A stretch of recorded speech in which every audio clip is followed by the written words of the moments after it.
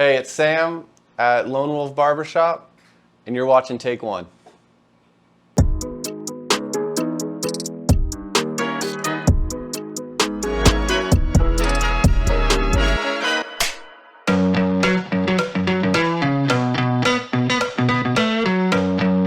So, why Lone Wolf? That's probably a good place to start, right? I'm by myself. As far as I work alone. Got it. No, I'm not like a lone wolf in the wild. Okay. I have a pack. Gotcha. Yeah, it was just a name. It captured the vibe enough. Fair enough. Yeah. Have you ever worked in like a bigger barbershop environment? Mm-hmm. It would be different if there was a broader group. So you've been doing this for how long, would you say? I think I got out of barber school in 2014, 2015, something like that. I did community college. I have an AA. It's from Santa Fe.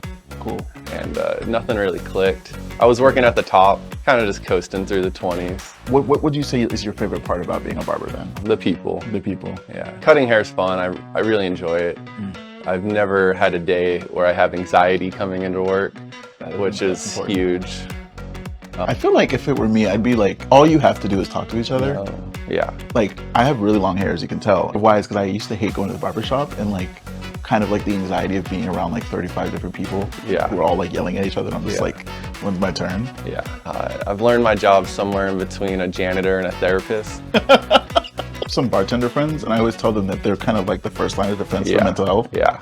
I feel like barbershop might be similar. I think it's pretty similar. Bartenders and barbers. Yeah. Both recession proof. And it's very similar. So I think before this, we were talking a little bit about COVID, right? And how it's impacted businesses in Gainesville and your business. Tell me a little bit about how that worked out for you.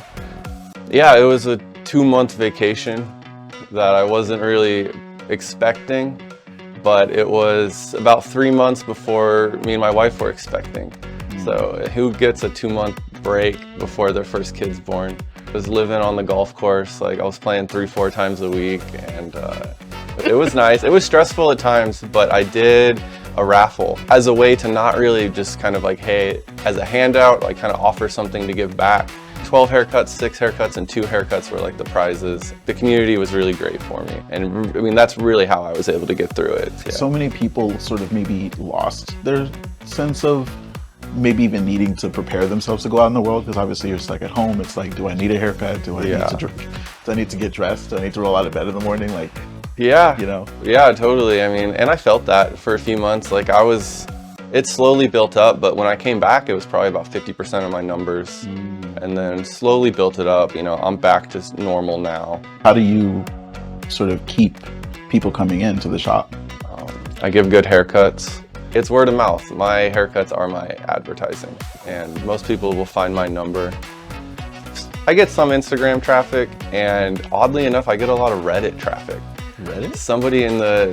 A couple people in the Gainesville subreddit have dropped my name, and I probably get 3 or 4 people a month, people finding me on Reddit, which I'm always surprised, but I guess I'm on there as like a mullet specialist. So I'll get people coming in for the mullet.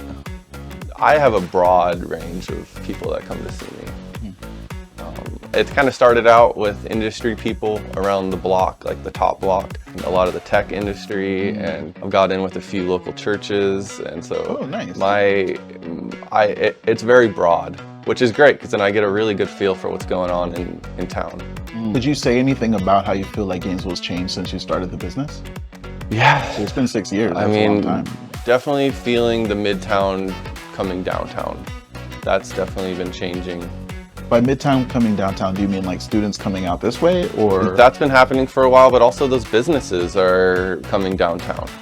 So that's been like a merging of the two worlds, which wasn't happening as much before. And I noticed that at the top too when I was working there. And then if you just drive around, you can see that the town's changing. Totally. Like there's this merging a bit of, you're not just here for UF, you might actually be here because Gainesville's kind of cool. Right. You know? Yeah.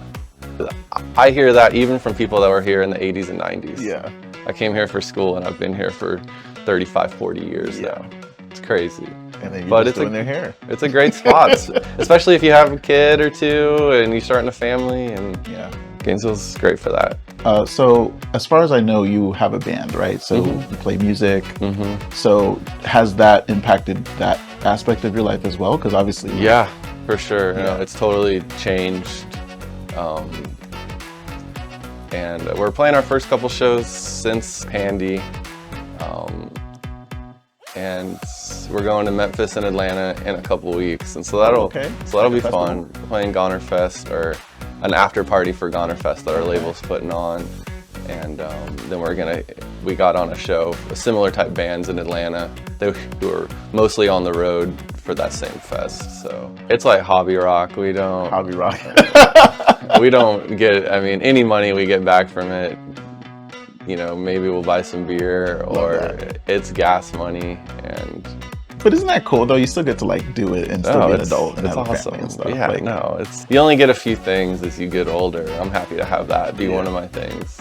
I feel like as I'm talking to you, I get the sense that you overall seem to just be like really cool with just letting things be what they are. You know, where did you get that from? It's taken practice, you know, and I didn't really get the term practice, like with mindfulness and yoga, until you really start doing it, and you're like, oh yeah, it's more like training, like you got to work on it.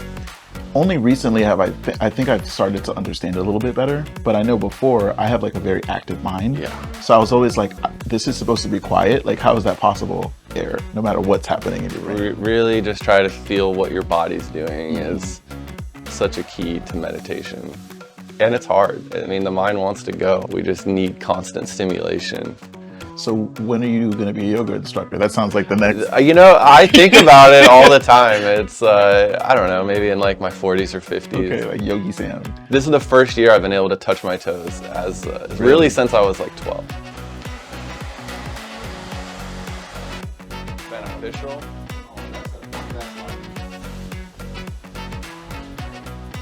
Oh, grab a card. Yeah. You get one of these?